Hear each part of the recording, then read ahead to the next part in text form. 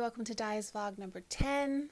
Can't believe I've done 9 of these already. I'm switching it up this week. I'm doing like a video within a video.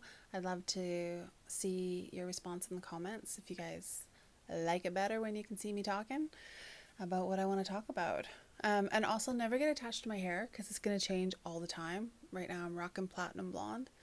My kid came up to visit and didn't like Mama's grays, so now I'm platinum, which just works for me because I'm an 80s kid at heart, so it's all good.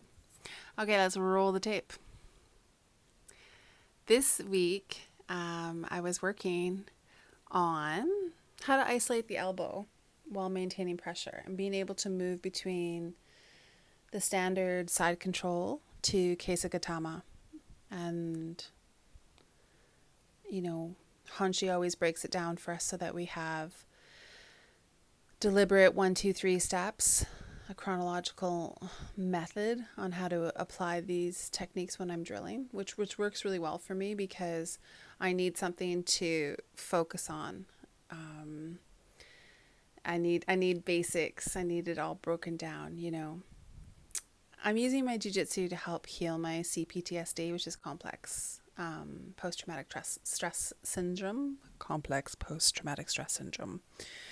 And jiu-jitsu is brilliant for this, for me, because it is always going to create stress in the body, whether you have CPTSD or not, right? Like having somebody on top of you creates stress in the body. Learning how to navigate that stress and sustain a practice while maintaining that stress is a huge confidence booster. It helps you level up. Everybody knows that, what it's like when you level up, right? In your classes, in your training, you're able to withstand, deal with greater stress.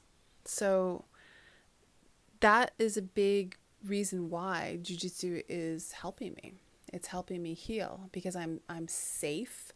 I'm with people I trust, and I'm able to recognize the faulty alarm systems that I have inside of me.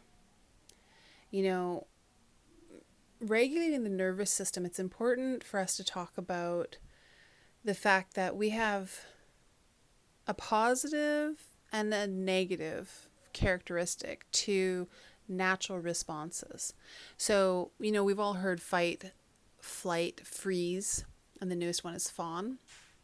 So those are positive things. If you need to fight for your survival, that's a positive thing. If you need to flee because you can't fight for your survival, that's a positive thing. If you have to freeze because you can't fight or flee, that's a positive response. That's a good response. When we get tipped into this dysregulated place where we don't know what to do and we've been hyper aroused, we've been activated, we've been triggered, so we don't know what's happening, all these hormones are firing and our brain's just not functioning the way it needs to, it's in a past flare up or experience, that's a negative response. And dysregulation happens when we can't regulate, we can't adequately respond to the situation at hand. And so in my jiu-jitsu here, when we're working this drill, this 1, 2, 3 of how do I isolate the elbow and how do I move into mount, having isolated that elbow, how have I moved from standard side control to Kesagatame, and then how am I doing all of this? I am training myself to be present.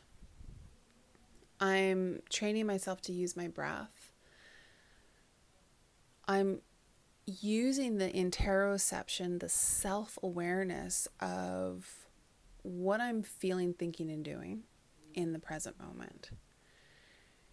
And I'm able to withstand the stress that is being applied. I'm doing this really low resistant positional sparring using the technique that we drilled on isolating the elbow, moving between, side controlled Kesagatama to, what do I do with his knee? How do I push it out of the way? Where do my legs go? How do I shift my body weight and be able to mount him when I just want to run away?